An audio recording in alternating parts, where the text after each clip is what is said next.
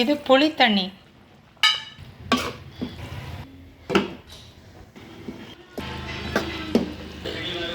பச்சை தேங்காய் 1 ஸ்பூன். தயிர் இருந்தால் தயிர் ஊற்றிக்கிடுங்க. கருவேப்பிலை இருந்தால் கருவேப்பிலை போட்டுருங்க. டேஸ்ட்டான அவியல் கூட்டு ரெடி. பிடிச்சிருந்தால் லைக் பண்ணுங்கள், ஷேர் பண்ணுங்கள், சப்ஸ்கிரைப் பண்ணுங்கள்.